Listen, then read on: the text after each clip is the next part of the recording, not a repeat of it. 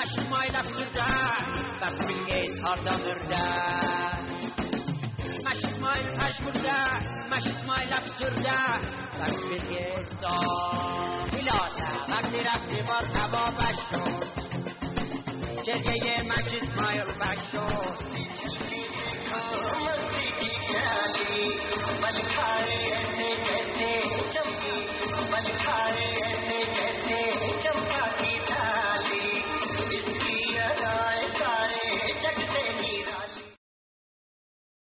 توی تبریز هم اتفاقا 3 تا از فعالان سیاسی رو در آستانه انتخابات بازداشت کردن. اسمشون رو نوشته هاشم چاوشی، بابک نهرین و رنجی که از جمله صدها بازداشت شده ها هستن. خانم ندیری، خانم مرتضوی سلام عرض میکنم خدمت شما.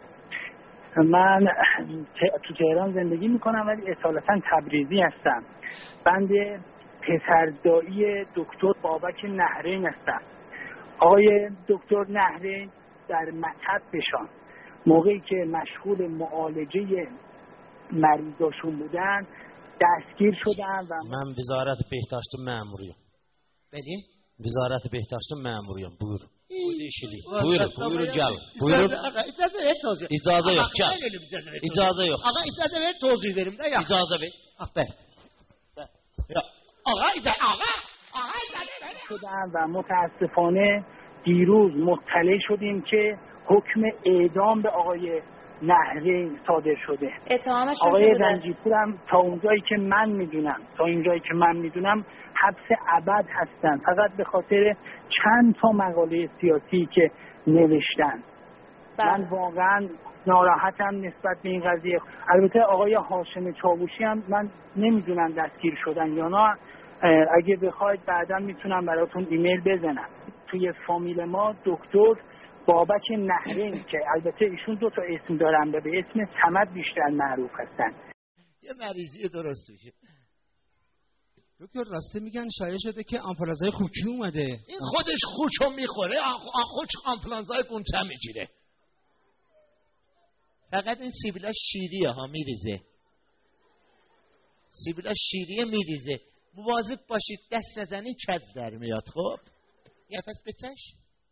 آرنولد دست خاتماشه. برای من ادای آرنولد در دکتر خاطره بد. اینجا لس آنجلس نیست ها، اینجا تبریزه.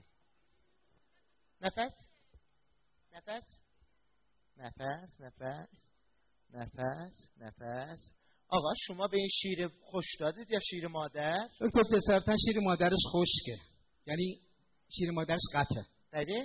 شیر مادرش قطعه دکتر. شیر مادرش قطعه؟ حتما قبضشو پرداخت نکرد. باور بکنید نازنین مردیه که همه دوستش دارن. آقای بابک نهرین باور بکنید خیلی آدم فعالی هستن، خیلی آدم نازنینی هستن. چقدر باور بکنید به فقرا کمک میکردن. بله شهاب اجازه بده همین رو از همکارم بپرسیم که اگر کوروش در مورد بازداشتی که گفتن اطلاعاتی دارین. خیلی ممنون. شهاب از تهران. خب در مورد همیهن عزیزمون از تهران که آذری هم بودن، خب در مورد شهرستان ها یک مقدار اخباری که میرسه محدود هست و خبرایی که میرسه به مقدار تهران نیستش که اونقدر گسترش پیدا بکنه، اما در همون حدی که خبرهایی که به حالا به طور مشخص اینجا در قسمت ایران، اینساید ایران، داخل ایران وی آی میرسه، ما همه خبرها رو از شهرستان‌های مختلف پوشش میدیم.